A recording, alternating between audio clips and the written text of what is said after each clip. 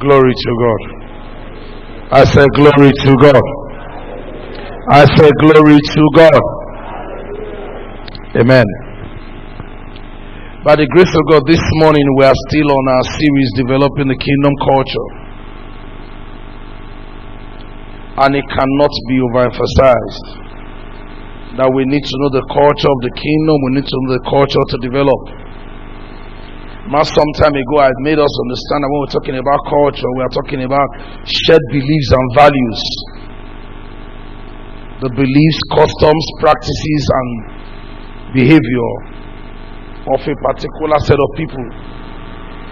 What kind of practices and behavior should we be known for? That isn't what we stand to believe or what we are choosing to believe. Is what makes us unique and peculiar. Every set of persons, every nation, in every kingdom, they are known for a particular way of behavior, practice. That's their culture. So if we are going to be relevant, if we are going to fulfill destiny, if we are going to partner effectively with God, we must also know the culture of the kingdom and be deliberate about developing it. Because it's one thing to know something, another thing to practice it, to live by it. Not just to have it in our head, but live it out, to live by it. Understand how it works and how it operates. Know how important it is. Glory be to God. I said glory be to God. I said glory be to God. And so by this morning, by the grace of God, we're looking at one of them. We have looked at several as it applies to us as a house. The first point I want to make this morning in looking at this particular cultural trait we need to develop is that the first point I want to make is the fact that we must never forget that not just that we are of God, but that God has expectations of us. God has expectations. Now, there is no man on the earth that does not have an expectation. Amen. Every man has expectation. And man is a product of God. That shows you the way the mind of God also functions. Because it's so funny that there's a way many of us live at times. We think that God does not have expectation. So we can just do anything we like, live anyhow we like. Tell you when we now begin to feel that we are getting bigger and bigger. Child of God, the minute you lose that understanding, that consciousness, you are in trouble. You are deviating already. God has expectations. God has expectations of a people, of a nation, of individuals. God has expectations. I'll just give you an example. For instance, in Genesis chapter 18, when God was setting out to go destroy Sodom and Gomorrah, God said something concerning Abraham. He said, listen, I can't do this. I can't afford to go ahead with this without informing Abraham. What was his reason? Putting it in line with this. And God was simply saying, listen, I know what he's going to become or what he will do. So in other words, God was simply saying, for the mere fact that Abraham is deliberately working at meeting up with my expectation as the head of the globe, I can't afford not to involve him in this matter. Can I get an amen? God has expectations. God manifested in the person of Jesus in John chapter 14. One day they came to him and said, can you please show us the Father? I hear what Jesus said. I expected that by now you would have known that see me, you have seen the Father. That's what he was saying. You mean you have seen me and you are still asking to see the Father? So what does he say? I expect that by now you should have known that see me, you have seen the Father. In Luke chapter 17, 10 lepers met Jesus on the way. And what happened? When Jesus said, go and be clean, one came back. And Jesus said, was it not 10? I expected that it would have been the 10 of them that would have come back to say thank you. How come it was only you? God has expectations. In Hebrews chapter 5 and I think verse 12, he said, the time you ought to be teachers, at the time I expect you to be teachers, you still have need to be taught. the milk, the medicines. At the time I expect you to be the one asking others, why did you come late? You are still coming late to church and you are not sober about it.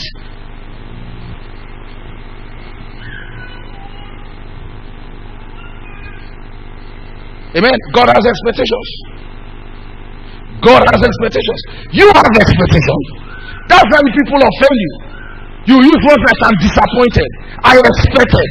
I this, I that, I this, I don't like. When you, all of them are just feelings, you are feeling there was your expectation.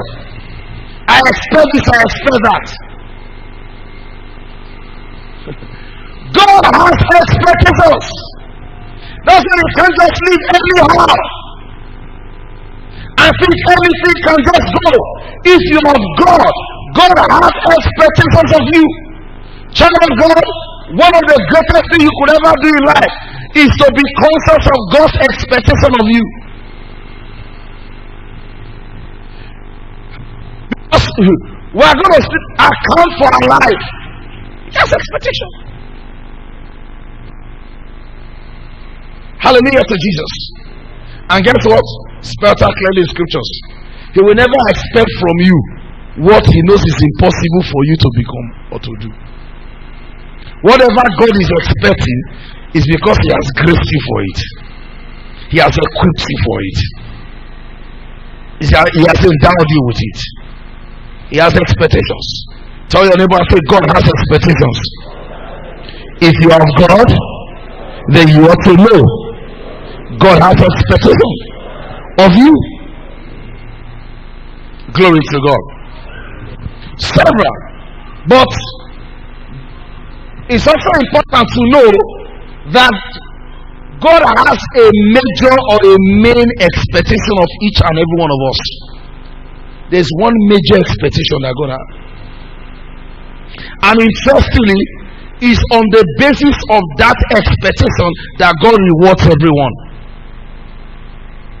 It's on the basis of it, not any other basis. I've said it over and over from the one section of this ministry that it is not true. It's not written anywhere that is the pastor of the church that God will reward the most. No. Reward is not a function of portfolio or office or title. E.g., in this house, if an usher, our brother Peter became an usher this year, if Peter is more faithful as an usher than me as the pastor of the church, God will reward Peter more than me. If Samson, who just became a worker 20 years last year, is more faithful in his office than me as the pastor of the church, was the pastor here for about 17 years, God will reward him much more. So the basis for God rewarding is not how much you know, it's not a function of the particular office you occupy, it's not a function of your title or portfolio. It's on the basis of his parameter for expectation. One time, somebody very close to one of our children's teachers walked up to the teacher and began to tell the teacher, look, you're just wasting away your gift, hiding away, then you can be doing something better with your life. They're just hiding away, they're just wasting away. Somebody's ministry to children week in, week out. Another child of God goes to the person and says, you are wasting away. Why? Because in his mentality, you are only useful when you are carrying out something everybody can see.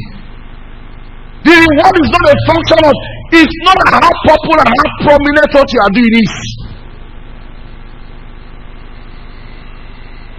In the first place, one, it is God that decides where everyone will be. Hallelujah to Jesus. Can I be honest with you? The reward is not even a function of how big your church was. Because you know what? If God gave them a man a capacity to pastor 10,000, and the man eventually pastor 10,000, and gives another man a capacity to pastor 250, and the man eventually pastor 250, two of them have scored 100% as per that. Elijah, you have not done anything special by not bowing to Baal.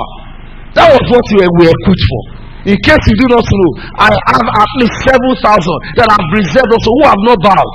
But they are not popular, not because you were more righteous, but because that is not the office. So make no mistake about it, it's not a function of popularity, it's not a function of fame, it's not a function of office, it's not a function of power. That's not sometimes we find a rat race we see in the body. I'm going to say some of the scriptures, you are going to be shocked.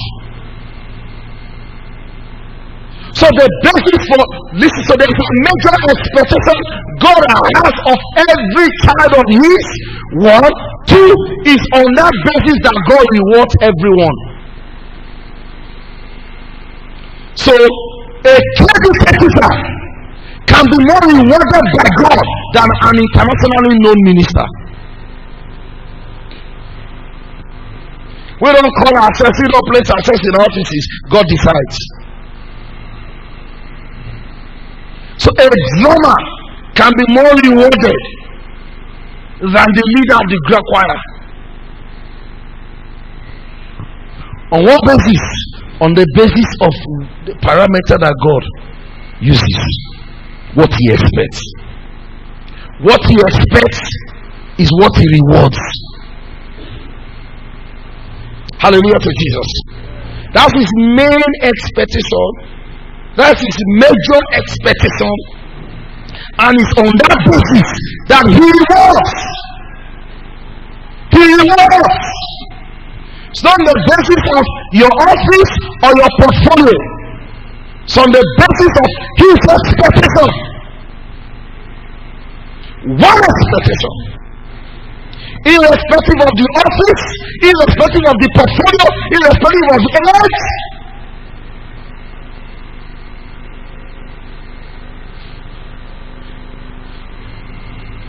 Because when you understand that, you will not be a victim of the rat race. He said they comparing themselves to themselves are not wise. If they are not wise, that means they are foolish. We must not be among the number.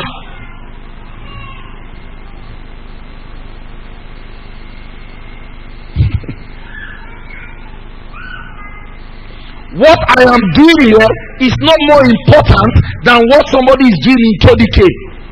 Well, on the platform ministry. So who will not be more rewarded is not a function of we now, amen, how we are carrying out what we are doing when we are doing it. What I am doing now is not more important than you just being a member of the choir, if that's where God has put you.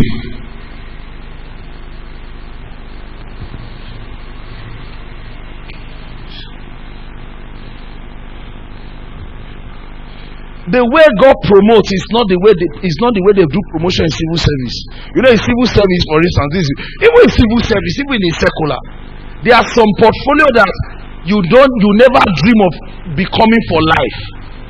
For instance, if you get into the civil service, you're a civil servant, and you're not a graduate, or there's a junior staff cadre, there's a zenith, there's a place you get to, you don't go above that.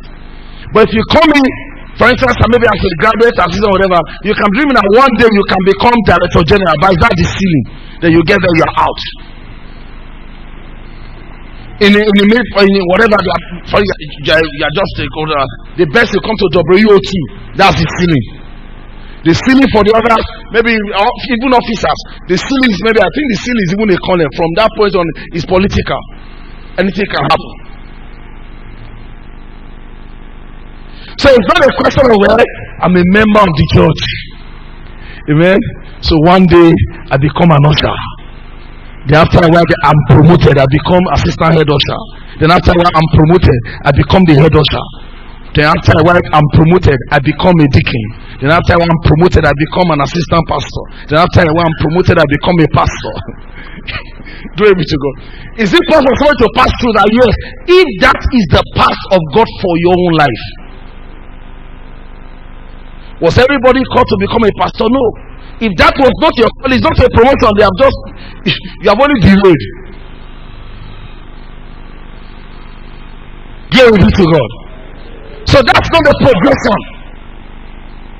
Go and read about Zachariah and Elizabeth in the book of Luke. One of the things that was said about them was that where they were serving in their youth, in their old age, was where God still found them. How come God bypassed all protocol to reach out to them and give them a miracle? That means they caught the heart of God. They met God's expectation. We are taking to portfolio to offices. No! There's a major expectation. There's a minor expectation. It's on that basis that God rewards. It's on that basis that God honors. 1 Corinthians chapter 4. I'll show you this. Let's get there and see what it is. Blessed be God forevermore. I said, blessed be God forevermore. Glory to God. I said, glory to God.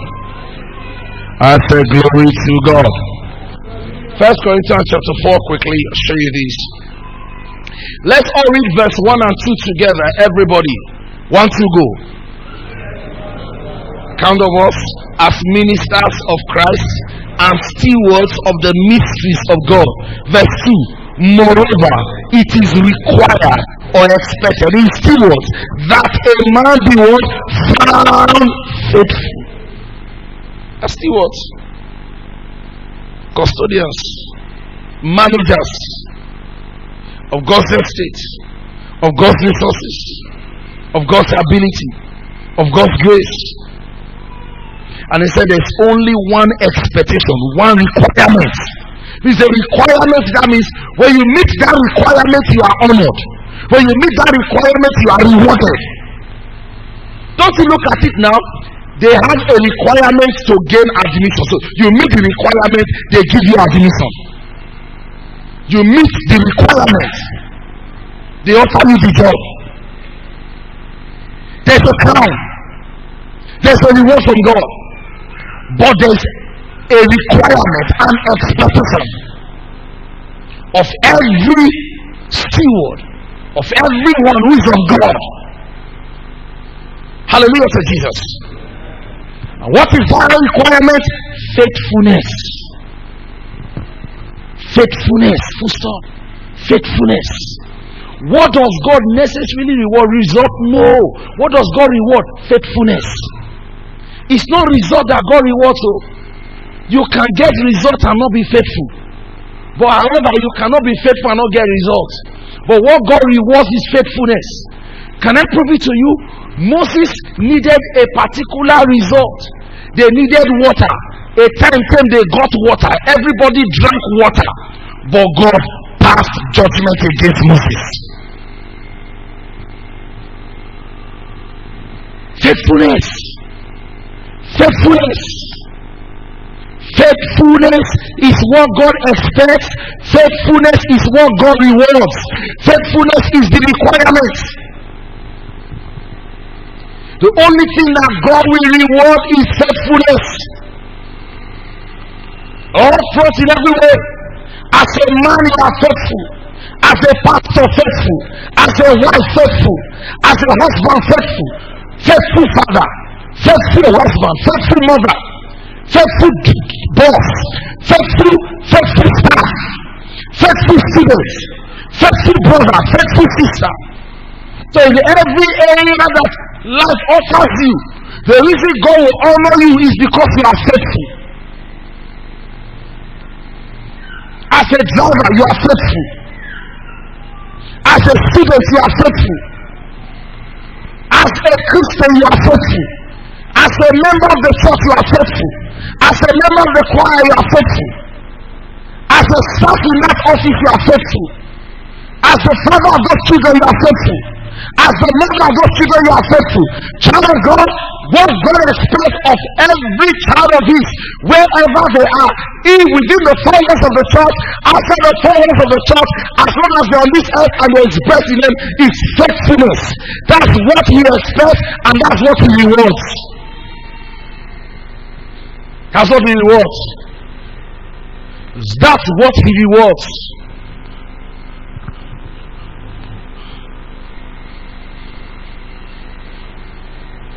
Oh, that may your theology, but that's the truth. does he reward results? Is faithfulness in the words? Oh, pastor, so result does not count. You cannot be faithful and not get result. But you must not say they can. No, it doesn't. Look, for instance, in true training, when you are educating somebody, a true coach or people like that, academically is not in first and foremost interested in the result. Is that you understand the process. The process is of major concern. Is in all this, is in bastardized education that all we are concerned about is results. Hallelujah to Jesus. That you understand of what use that you come up with a certificate that you cannot defend. BSc English 2-1. Yeah, can't speak English. Can't write English.